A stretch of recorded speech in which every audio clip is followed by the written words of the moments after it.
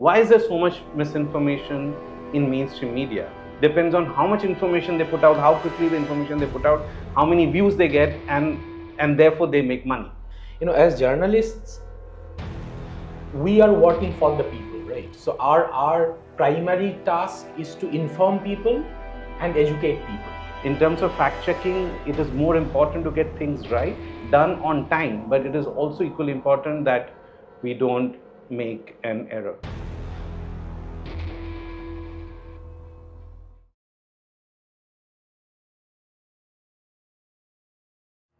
Hello, this is Pratik and Endra from Alt News. We are starting a new series of videos called Alt News Gupshup, where we will talk about what we do in the organization, how we look at the world of news, how we do our stories, what is our process.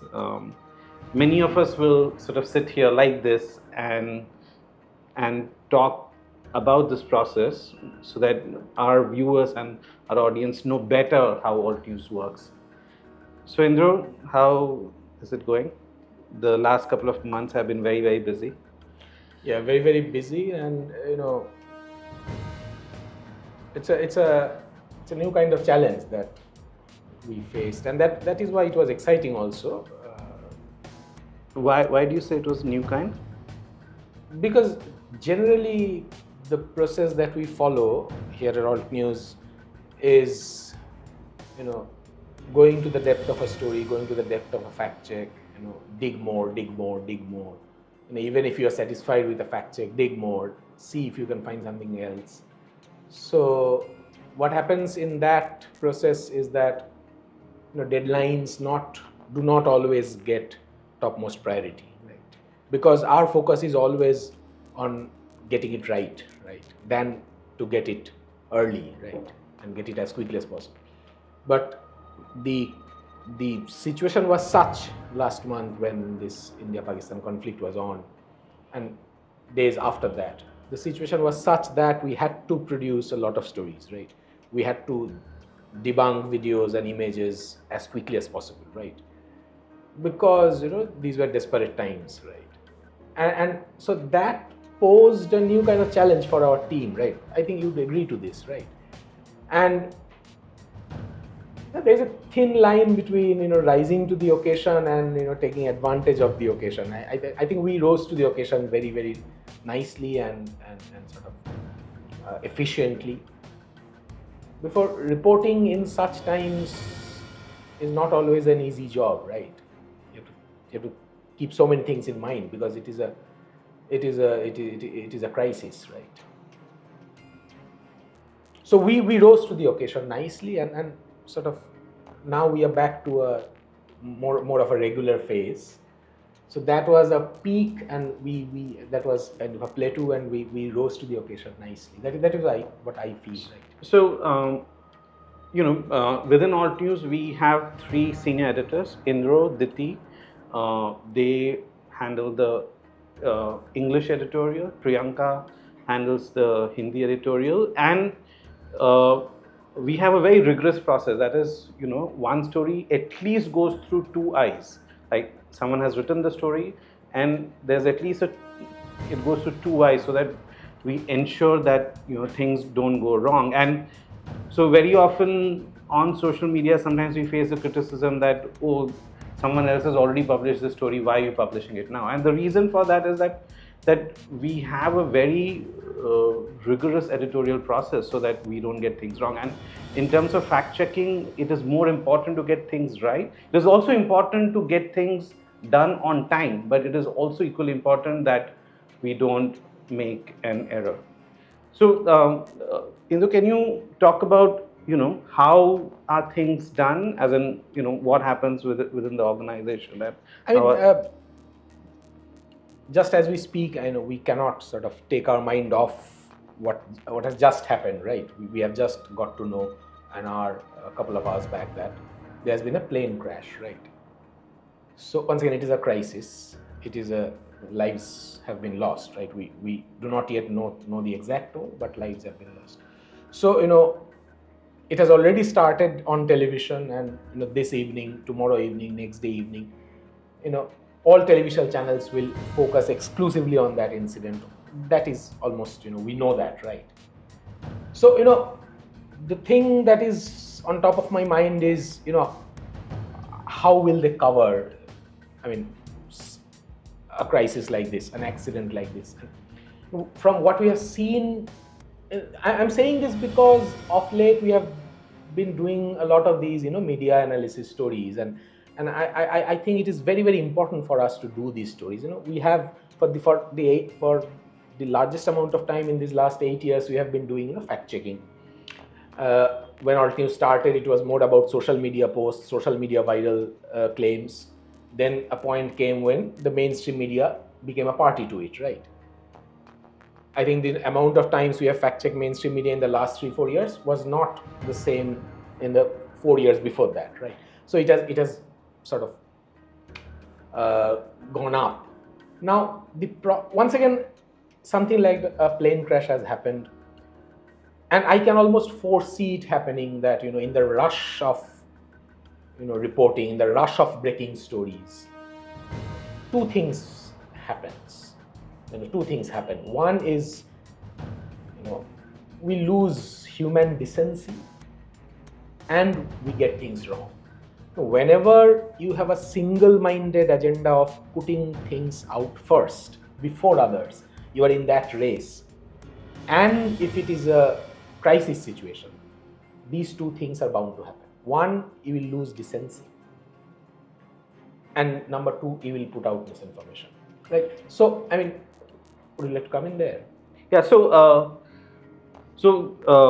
just yesterday, we saw multiple videos. This horrific murder has happened in Meghalaya, and it is not that domestic disputes in India, very often domestic disputes in India end up in somebody being dead. So it is not a new situation, but lately there has been an increased focus when women commit crimes, and that is because the men's right movement in India has gained a lot of traction in the last couple of years. So if a woman commits a crime, there's a lot of social media and mainstream media focus, very much like when a Muslim man is alleged to, when it is alleged that a Muslim man has alleged sort of committed a crime. Now, just yesterday we saw various TV channels barging into houses of the accused as well as the victim, and asking accountability of their parents, where the parents had nothing to do with this, and the parents are in as much shock and in as much pain as many are, and to sort of barge into there and use their grief as a way to increase your TRP. That is the thing that Indian TV channel does, and it has done it for a very long time, and that is where I believe Indro's concern comes from. Yeah, that is why I'm saying there is a very thin line between rising to the occasion and taking advantage of the occasion. As journalists, we are working for the people, right? So our primary task is to inform people and educate people, right? So at no point should we lose sight of the larger picture, right? So when you use someone's grief, I remember, these are not very pleasant instances, but I cannot, a very senior Bengali journalist, right, had died. He was an editor of a very popular news channel. And another very senior journalist who had just switched from print to TV goes to his home, and there is a swing, right? So every evening, the person who has died, he would come back from his work and he would sit on that swing. So this journalist, who is one of Calcutta's most senior journalists, maybe over 30 years experience. So he the screen shows that swing, swinging without anybody sitting there, and he says that so and so Dada would come every day and sit here, and then he asks his wife, how do you feel? He is no longer there. So this is losing decency, right? Yeah. In the race to say something new, if you have to put out story after story after story after story on one single incident, at some point you will run out of content, right? And then you will try to generate content, manufacture content. So that is when the Kundli will come into the picture, right? So now everybody knows that the Meghalaya incident, this person has allegedly killed her husband, has plotted, and somebody else has killed maybe. So they have been arrested, law will take its own course, right? What else do you say about it? So you invent things, you manufacture stories, and then this Kundli comes into the business. Then this putting this happened also, I think, in the Arjikar case, if I'm not wrong. Arjikar case was a classic case where there was so much misinformation. And family members of both the parties, placed on the screen side by side, and they were asked to almost somebody, the anchor would function as a catalyst.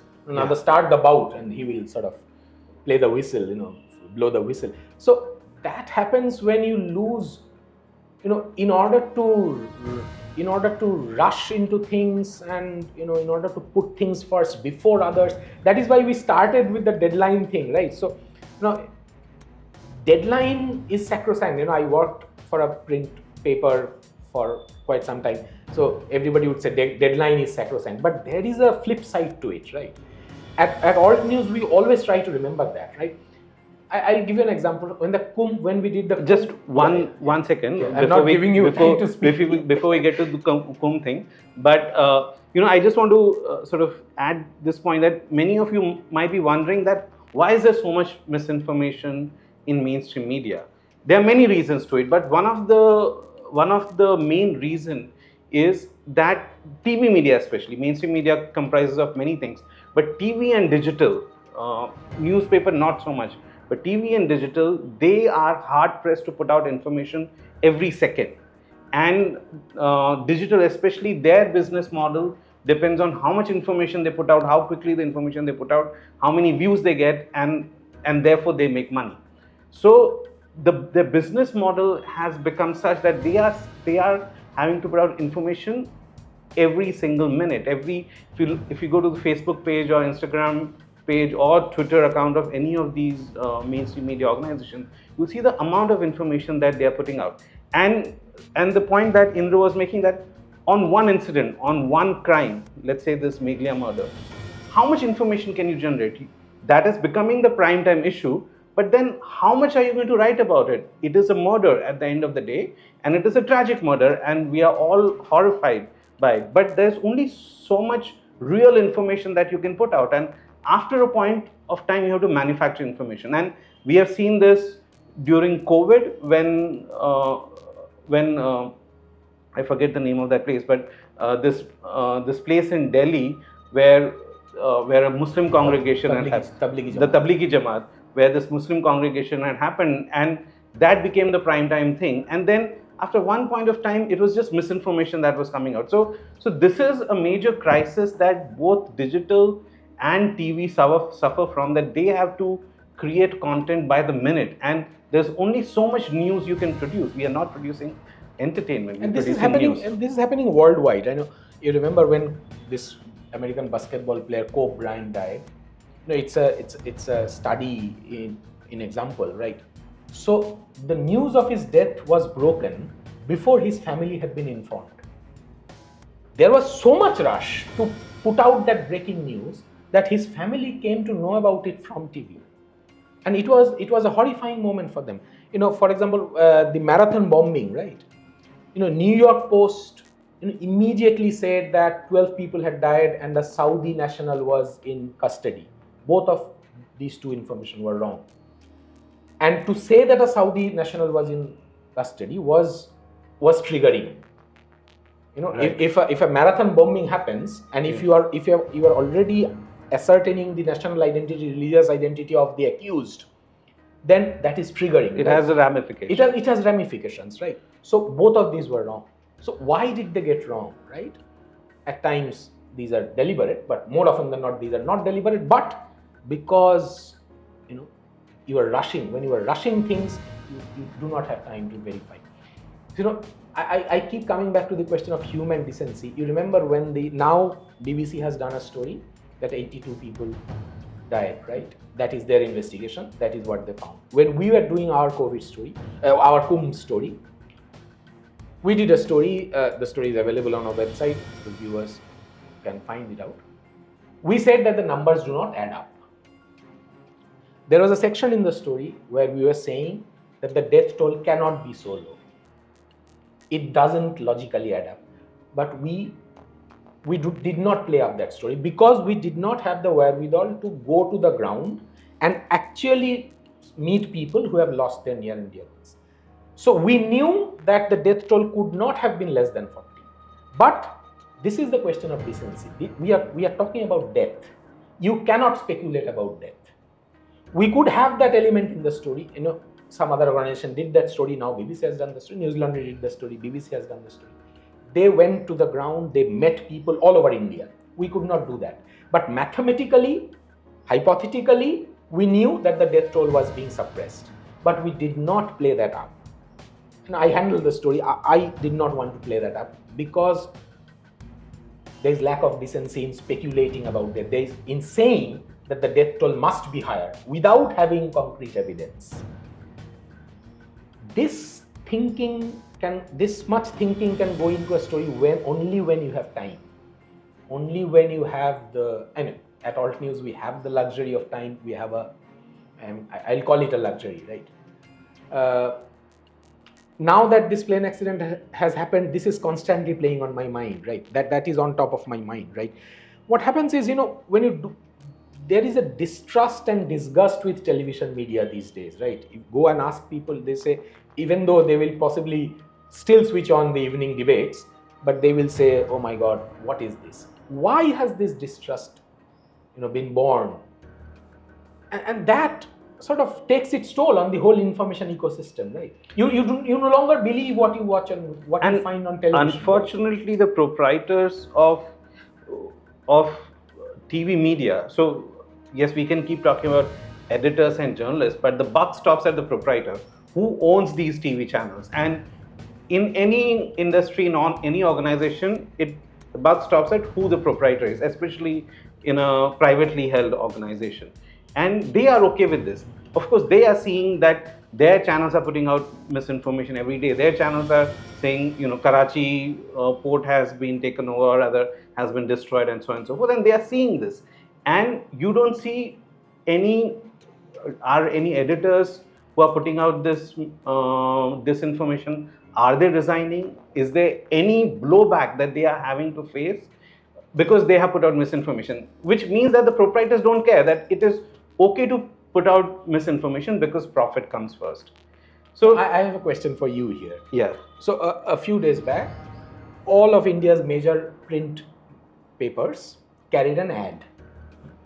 It's very interesting how misinformation and the proliferation of misinformation on television is sort of dividing the media industry. They put out an ad. Anand Bazar, everyone, Indian Express, everyone carried it. Times of India. They said, fastest finger first or the truth, ?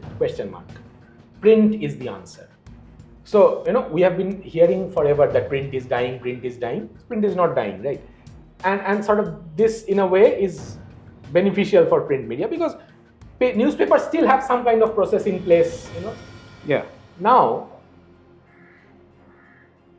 ABP, the paper, and ABP News, the channel, are at the end of the day owned by the same family, right? So Times Now, Navbharat, and Times of India, there may be different arms, whatever, but if you look at the genealogy, and top of it sits the same person or the same group. Actually, in case of Times Now, it is two different brothers. They have separated. Yeah, but yeah. Whatever, the same Jain family, whatever, right? What does that tell you? So the person who is complaining about this is the person who is also responsible for this. Yeah, so what does that tell you? If you go just a few years back, we had the classic example of Mirror Now and Times Now, where Mirror Now was speaking in a different voice and Times Now was speaking in a different voice. We have Telegraph, which is part of ABP Group, and then we have ABP News, where Telegraph is speaking consistently speaking in a different voice and ABP is speaking in a different voice. No, political ideology I can still understand, but when it comes to putting out plain and simple misinformation day in and day Yeah. out. And that same person is also the owner of a paper like Telegraph. Yeah. And the same person is complaining that Yeah. there's so much misinformation. Then, I mean, what is this hypocrisy? I mean, Yeah. The same people who own the TV channels also own the newspapers and vice versa. So when newspapers are saying, "Oh, print is better," then where exactly is this criticism coming from? very, very confusing. I just feel that these IIMCs and these Times School of Journalism, Asian College of Journalism, the journalism schools, I never studied journalism, right, as part of my curriculum, right? So, I mean, is there a paper on how to report with sensitivity? This is something that plays on my mind. I mean, this should be taught. I mean, fact checking, media literacy, information literacy is taught. It is becoming part of the curriculum in some countries. But are the journalism schools teaching how to report with decency and with humanity, particularly in times of in the time of a crisis? That is something I want to know. I do not know. I am not very sure of the curriculum they follow, but I want them to teach this to their students. Once they get employed, once they go and join a channel, I don't know what happens to that learning, but at least that should be part of the curriculum. Well, I studied engineering, so I can't tell you that. But But what I can tell you, you go to journalism what I can tell you, the crisis of education is the fees that students are having to pay. If you for a 10-month degree, in journalism, there are organizations which are charging 8-9 lakhs, and if that is the kind of amount you have to pay, you will get out of school and try to find a way to recover that money. And the same problem is in journalism, the same problem is in law, and that is a discussion of another day as to what is ailing journalism schools. But thank you for watching the first episode of Alt News Gupshup, and we will come up with many more of this where we can talk about the work we do, and maybe in a slightly light-hearted manner that so that, because everything gets very serious in Alt News, so we really need a way to sort of and there are talk it things out. that are better discussed than put in stories, right? Yeah. We have always felt that, and do subscribe to our channel, like the usual sort of requests and appeals. Do subscribe to our channel, and maybe in the comments, if you end up watching this and commenting, let us know what you want us to talk about, right? And if that is within our capacity, we'll try to accommodate that in our discussions, right? Thank you for supporting Alt News. Thank you so much.